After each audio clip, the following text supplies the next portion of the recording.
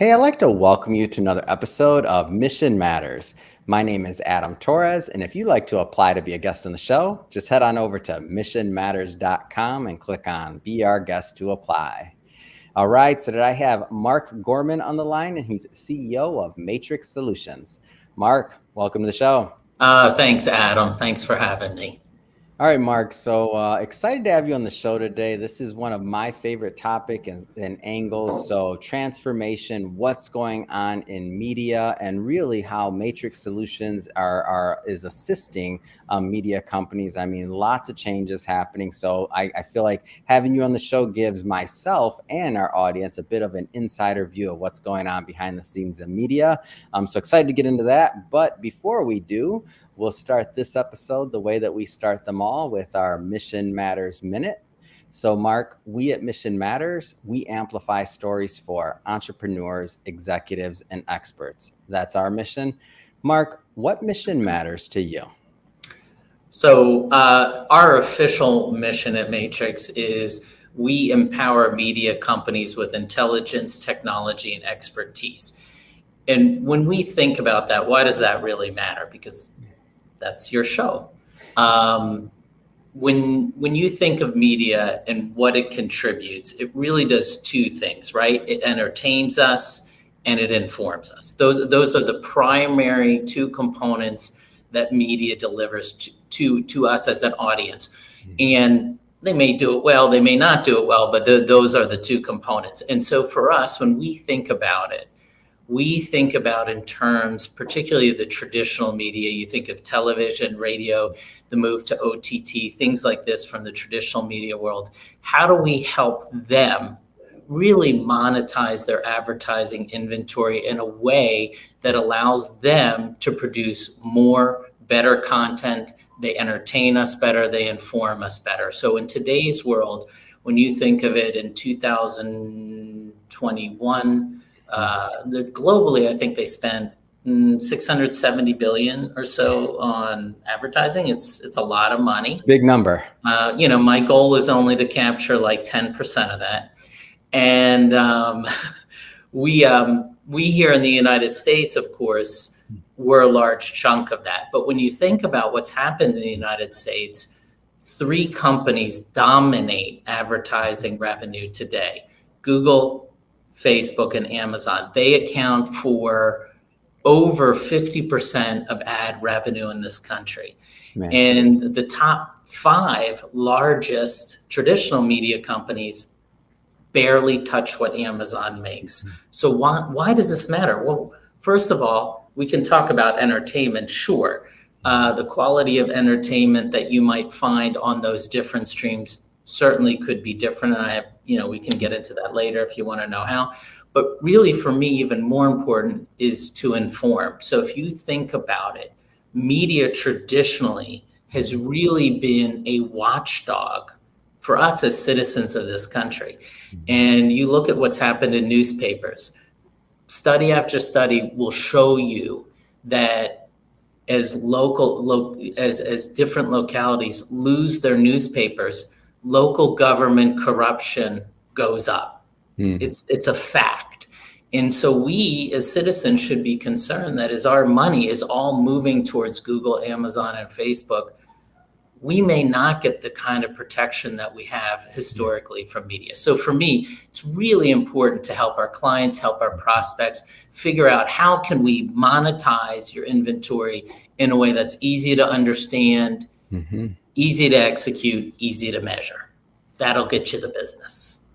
Yeah, it's great insight, and it is an issue. So when we think about and I'm sure many of the people watching this remember maybe when they had like a local newspaper or something else, or stories about that were in their communities that really no longer exist, whether it's on newspaper form or if it's in the online form. I mean, I was just reading earlier today, Gannett's going to maybe be downsizing part of its reach in eastern Massachusetts, creating what could end up to be a news desert, right? Like an entire Exactly. part of Massachusetts that would not be covered, and those, those people there would be, at a disservice because they would no longer know what's going on in terms of the media and news and things like that. So a lot of the things that we maybe take for granted on the news side and as consumers, just not always understanding that it does take revenue, it does take an ad set at the behind the scenes to make, like, nothing's free, right? Like the journalists have to get paid, the media outlet has to get paid, you have to keep the lights on, right? So this, whether we think it does or not, it affects us all, right? And that's right. So it's interesting when you say that. So you do, of course, in this nation, we still have, and for us as a company, we are going beyond the borders of the United States. But when you think of the United States today, losing the newspaper hasn't been good. But we still do have local broadcast. You do have local radio, and they do a great job in providing that kind of local news and information and investigation. However, even their budgets are getting squeezed.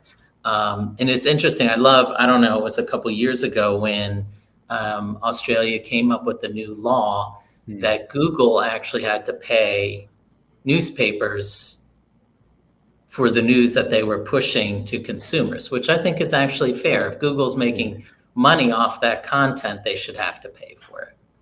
Oh, that's interesting. I was not aware of that. So Mark, I want to take a pause here for a moment. I just want to go, let's say, back in time a bit, because obviously you've been in this industry for a bit and you know what you're doing. But like, where did all this start? Like, where did this fascination with media and kind of going down this path? Where did it begin for Mark? Well, I would say that this, like much of my career, was more accidental than it was by design. So when I was a kid, as kids, we all dream of, being policemen, firemen, etc. That was not my dream. My dream, I remember this very distinctively in elementary school, was I was going to become an international banker. I didn't know quite what that meant, but that was my goal. I came home every night, so we'll give up my age a little bit, when we had 7 stations, TV stations. I'd watch PBS every night at 6:30 to 7, watching the nightly business report. I mean, I'm like in 4th grade. I'm thinking, God, international banker. What a geek. It's ridiculous. So shockingly, I did end up in finance after doing some things. And I spent from grad school on about 20 years in private equity and hedge funds. And in 2013, I was introduced to some people who were looking to make some investments, and I joined them. And we had bought Matrix. And a couple of years after that, I took over as CEO. Matrix is really a legacy company. It's been around, shockingly, for a tech company since 1992. Wow. And I would say, like a lot of technology in this business, it's old. People built it, but they didn't really reinvest. So I came in really with an eye to reinvest in the underlying software, which we did. We're now built on Azure. Everything underneath is new. We're an open platform. We've adopted the TIP initiative for API, data movement. And then, with a real focus on how do we expand beyond our core. So we as a company, our core was, and still is today, local broadcasts. We're probably 85% of that market. But so for me, over time, over the last few years, I've learned this industry. I think there's a lot that we can do, technology and media companies together, to become really competitive and not just compete with each other in the same segment, but really recapture a lot of that pie. It's amazing because the kind of audience engagement that you get from a radio or TV advertisement, or even if you look at OTT, when people are watching a streaming show that has advertisement in it, that is the highest engagement you can get. So to me, these companies should be growing at much, much faster rates. And so what do you think some of the challenges there for some of the media companies there? Is it lack of knowledge, investment, capitalization? I mean, like, what do you, and obviously it's going to be different, right, for every company, like obviously, but like, what are some of the challenges that Oh God, you find hold people you're gonna back? get me in trouble. That's You what don't have this to say any question. names. You don't have to say any You names. told me no loaded question, so no. Listen, I'm pretty honest about it. What actually amazes me, I think it's a couple of things, right? So these media companies still make a lot of money, Yeah. and I think for big companies, most big companies, not all. So, for example, I was talking to Karen Yager from Gray, who runs their technology, and she and I were talking about this. I think she's not of this ilk, but many people are, that changing technology or doing something different is risky. Mm. No, the risk is doing the same thing. And Karen's like, I always want to try new things so that I can move our company forward. Hmm. And for me, I think one of the hurdles is you have a lot of legacy. You have the agency side that needs to buy in and they're reluctant. And then, there's sort of like everybody's feeding off this thing until it's dead rather than saying, hey, how do we adopt so that we can actually grow and prosper? So I think that is one of the biggest challenges. I do see as another challenge, frankly, not always, but it's I would say not as common. Hmm.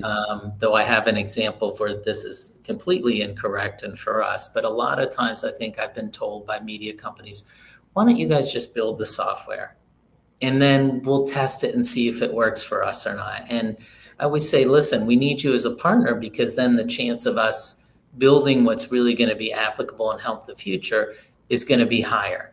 And they're like, Hmm. people say, well, we don't know. And I always say the same thing.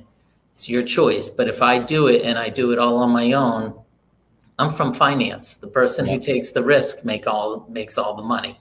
Hmm. You're from finance. The Oh, risk for taker sure. makes the money. Yeah. Yeah. So The idea, and I get it. So the partnership model and working with somebody, it also makes it a longer term relationship. Like, oh, there's just so many benefits in that. But I can get that though, like people not wanting to, or even like you mentioned, legacy companies and trying to get everybody on the same page to start something new. I mean, that can be a challenge, but I mean, you just look at some of the, look at Kodak. I mean, you look at some of these companies that maybe it's a great example. didn't go through some of that pain, and you're like, there's just so many obvious examples. And then you even look at maybe some of the newer media companies that kind of leapfrog and eat certain amount of, let's just say, spend from an advertiser based on being a little bit more forward with their content or other things they're doing. So like, So I get it, and it's a it, quick changing space, so I guess it does make it interesting for those that are also on the rise, right? well, I think it's interesting because you bring up a couple points. So first of all, say with Kodak, just as an aside, Yeah. I was in I think it was CVS or Walgreens or Rite Aid the other day. Somebody was actually getting photos developed. I thought, well, that's interesting. That's something I haven't seen for years. I didn't even know they still did I it. haven't seen that in a bit either. But now, when I say that, that's true. However, we will be, we are working on our sales gateway, which we will be calling Admiral, and we are doing that in partnership with 4 different organizations that Mm. are some clients, some not. So while I say that sometimes is a hindrance, Mhm. there are times that the media companies, when they find the right partner and they understand the plan, can step up and really be strong. And I listen, I think some groups are closed, just like in Mhm. technology, and there's other groups that say, wow, if we work together, I think of like I mentioned Gray, but Hearst is the way, Graham, you know, CMG, et cetera. These groups are all groups that say, hey, if we work better together, we can still compete, but we can also work the same time to build the pie. I'm going to say one other thing because I know I'm like, now you got me started, I wanted to. is That was the point. Come on. inherently, right? I'm changing topics here, but here's why people like Netflix are winning and getting viewers. Yeah. And there's a content issue, and it applies to advertising as well. So on the content side, people look at Netflix, et cetera, right? Hmm. Why do people watch Netflix so much? It's not because they make great content. Hmm. Listen, do I watch Emily in Paris? Sure, I do. Sure, I think we all do. It's like bazooka bubble gum. I Yep. mean, it tastes pretty good. It doesn't have much substance. Is it great acting? Is it really a great show? If this was against MASH or Yeah. Frasier or Not Friends, lasting that many years. No. would it be on network television? I don't think so. But I mean, it's not bad, but it's just easy, right? Hmm. And I hear this all the time. I forget, somebody maybe from CBS or ABC saying, if we believe if we have great content, we'll get the consumers and therefore we'll get the revenue. That's wrong. That is a wrong statement because here's the thing. Think of the show Manifest, Mm-hmm. produced by NBC, was on NBC for 3 years, was getting canceled. The final season, they let it stream on Netflix. It rapidly became the number one show on Netflix for like 6 or 7 weeks. Wow. So that tells you, right? It wasn't about whether it's a good show or not. It Hmm. was more about, is it a good enough show that was easy for consumers to get to? Mm. And it's the same with advertising. People don't go to Google or Facebook or Amazon necessarily because they're getting the best engagement. Yeah. No, it's just easy. Hmm. It makes you feel good when you say, oh, I can target these demographics, Hmm. etc. But the truth of the matter is what you're ending up getting from that ad is maybe not as good, but it's just, if it's easy.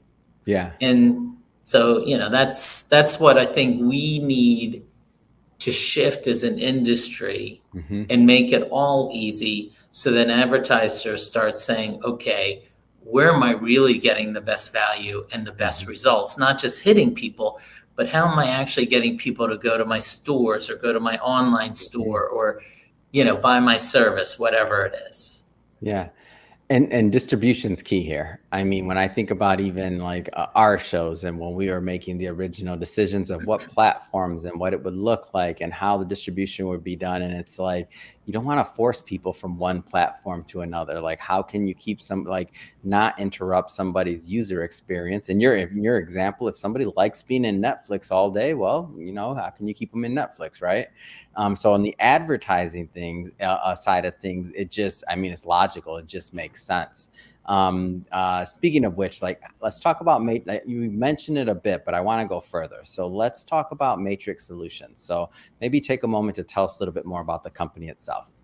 So, where to start? I won't start at the beginning, but I will mention, what we are as a company. So we are headquartered in Pittsburgh, Pennsylvania, and actually the founder of the company came out of KDKA, which was the first television station in the United States.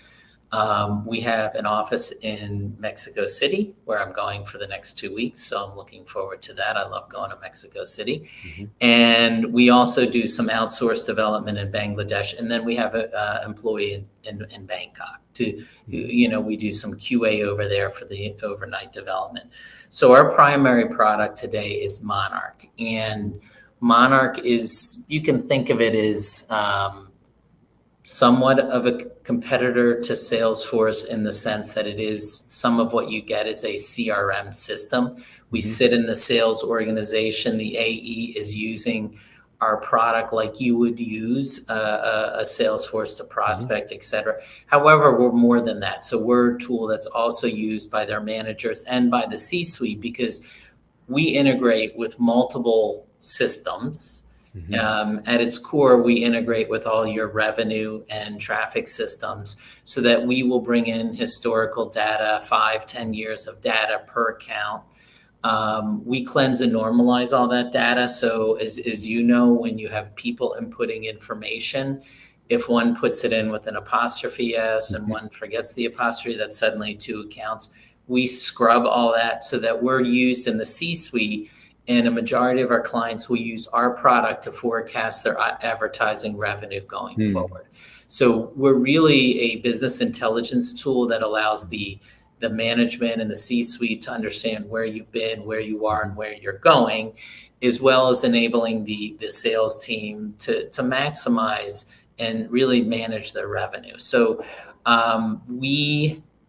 like I mentioned, we've been in the broadcast world for a long time. We are currently developing what we call Monarch for Network. So it will be a network-oriented product that will have specific things. So, networks, they do upfronts, they have scatter. These are things that you won't really see as much in a local broadcaster, but from a reporting and knowledge standpoint are really important to networks. So this dedicated product will be coming out in the next few months, the first version. And so certainly any network listening who would like to join our network client base, you're welcome to contact us.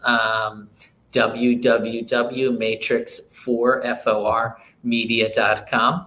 And then the other product line that we've been working on, as I mentioned, was Admiral. This is a sales gateway, or we call it a media ad sales console. It's really going from buyer demand all the way through order fulfillment, and it's creating an automated converged workflow. So it's interesting. We had a client, and this is a couple years ago, but they had 187 different software vendors in their sales stack. It's ludicrous. Yeah, it's legacy and layers. When you say 180 something, I'm thinking, it's hard. Like you accumulate those over time, right? Like decades, possibly in that case. Like you get one solution to solve one problem, you need another to solve another. I mean, media business, no different than any other business. You have a lot of softwares over time. But I'm just cringing because I'm like, go ahead, please. It's insane, and nothing was integrated. Like in a lot of our clients, they don't have that many integrations because we do it from get-go. Like in your installation, we build out integrations. We do try to do some of that coordination. So the sales gateway is really looking to ingest buyer demand. So agencies are putting out RFPs, whether through MediaOcean, Strata, Hudson, et cetera. We're ingesting that. You're able to render it and build what we term a converged proposal. So in the sales side, the salesperson will see all their inventory that's available, whether it's traditional, impressions-based, linear with dynamic ad insertion. So it's our intention that as we build this out over the next, so it should be released, the first version, let's say, I hate to give a timeline, engineering's going to panic. Yeah, they will. But let's just say you should expect it sometime next year in 2023. But some things will be coming earlier that people could, if they were interested, start getting on, and there's functions that they would have. But then after that, we will be working to develop impression-based dynamic ad insertion. So we're talking to people about incorporating technology that will allow you to be able to do that dynamic ad insertion over live television onto the ATSC3 platform. So for me, this is a big step forward because I view this system and our obligation to our clients is providing this system that not only automates, provides the converged layer, but also helps them transition from the traditional way of selling to the way you would buy digital. And we're doing it all from the sell side, right? So there's the buy side, the agencies, and as you may know, in digital, the technology is separate, right? They come together, but you have the DSP, the SSP, all these different components. Well, for the most part, in the traditional world, everyone has been developing for the agency side, saying, well, you got to give agencies what they want. So the sell side has been resident in getting on board because they're like, we don't want to just throw our inventory on there, have no control, like what happened in digital, and then it's a commodity game. So we said we need to develop a software that empowers our clients, but also helps make a system that gives them efficiencies and makes it easier all around into the ecosystem to make it competitive. And so by going, that's a huge step, first of all, and being able to be impression based and to give that same user experience for them that they'd have, on the broadcast side that they already have in digital. That's big, especially for selling the idea of dynamic ads. So having more than one advertiser buying impressions, like just the the capability of that, I mean, that's pretty next level, I feel like. And that on the sell side, that brings them to be able to, I mean, they just have much more bandwidth to do more of what they want to do, and also to serve their clients, right? Those longer standing relationships and otherwise to deliver on their promises. I think that's huge. Yeah, I mean, listen, I'm excited. We do have some stuff developed clearly, and we have a great team that's working on it. So I feel very optimistic. Yeah. What Um, is the so tell me a little bit about the user experience and what it just is like to work with Matrix Solutions, because people will be watching this, but it's like as we started the interview talking about like what are some of the things that hold people back. Sometimes it's the idea of trying something new and onboarding. So I mean, obviously each product's going to be a little bit different, but let's maybe start with let's just go over maybe Monarch and just like what it looks like if a media company's thinking about, okay, we probably need to start thinking about this. Like, what does it look like user experience wise to maybe start thinking about Monarch? so Adam, if I had to say it in one word, it would be unbelievable. Um, It's great. so we as an organization, we're an ad tech company, but because we're dedicated to media and really dedicated to the sell side, Mm-hmm. we really view ourselves as part of media. Mm-hmm. So for us, it's really important that we understand, because we say we empower you with not only technology, but intelligence and expertise. And so we have, when somebody comes on as a new client, we have a very well developed implementation process. Mm-hmm. We look and we map our software. I like to call it tailored customization. Yeah. So if you have a certain process, let's say you have 8 stages of 8 stages in your sales process, and somebody else has 4, or you like this method or that method, you like to budget top down, you like to budget bottom down, or top down or bottom up. Mm-hmm. We can set that all up for you right away. So we'll have you up and running in, I mean, we say up to 90 days, but usually it's within 60. We also do upfront training to get everybody on board. We have customer service so that people can call in or they can chat, really to encourage you to use the software. And we, of course, with all of our clients, we have embedded software. So we monitor how your team is using the software. And so everybody has different priorities. Mm-hmm. So if your priority is, for example, that everybody has to get their pipeline in, we can monitor that for you, and we work with your managers to give them that information and to really help move your objectives forward with a product. So it's a very different than you would see from a bigger generic tool like a Salesforce or a Dynamics. They're giving you the technology. That's it. I mean, they're not even going to do any customization for you. You've got to go out and buy it. So I'll tell you, this is we've had 3 clients that I know of that had left us for Salesforce. And 2 of those clients have come back. And of course, no one's going to tell you what they spent on Salesforce outside of the product itself. Mm-hmm. My guess is kind of cobbling it together, and I don't know, it's my guess. One of these groups maybe spent 4 million, another spent 6, and there's a third group that spent, I believe, 10. And you know, you are going to spend a lot of money to try to get that customization. And it's hard because that product's designed to sell consumer products. But for us, it's really important that our clients get the value out of our product. And I always say this, per dollar spent on our product, I don't believe there's another software out there that provides the same level of dollar value. I think you can't do better than us. Yeah, and that type of, and that's why I asked you the question, by the way, was because I feel like a lot of times when when the decision is made to implement, then it can sometimes, after contracts are signed, right, like things become a little bit different at times with onboarding or otherwise. So the fact that Matrix Solution is, living up to its word of making things easier on these companies, I mean, makes sense. You mentioned earlier you're going to Mexico, so expansion international. I mean, that's exciting. I mean, tell me more about that. Hey, are we going to do the rest of this in I don't know if you speak Spanish, but I don't, but I want, but okay. I can nod. Okay. I have actually been learning Spanish, but I'm still pretty, I mean, my tutor claims, because he does this, it's like for homeschooled kids. That's the kind of tutor I got, and he's based in Mexico.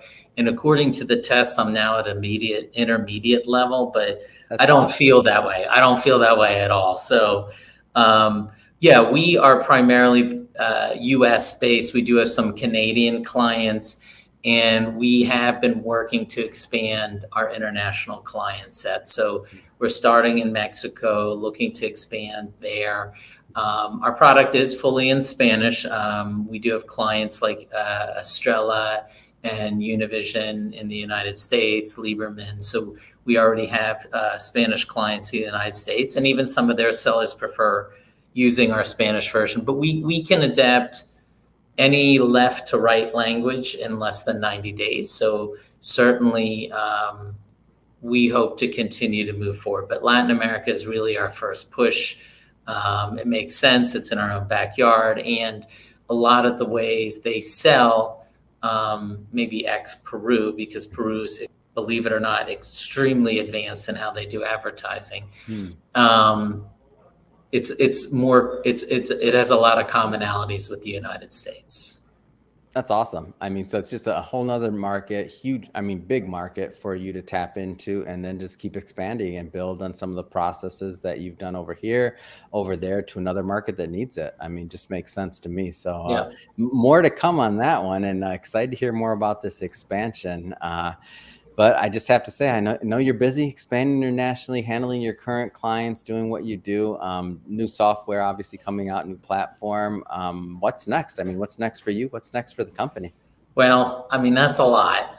It is a lot. I think they say in Spanish, es mucho, which is probably. Hold on, if you're intermediate, you better know they say in Spanish that. Don't be giving me that. I knew that one.